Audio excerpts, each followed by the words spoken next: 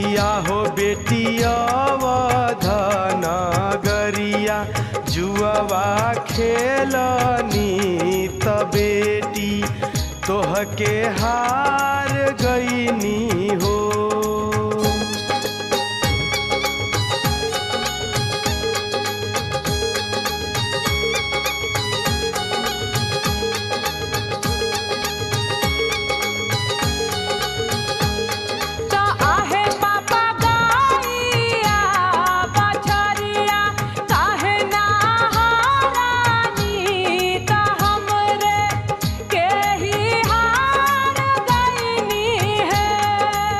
आहो बेटी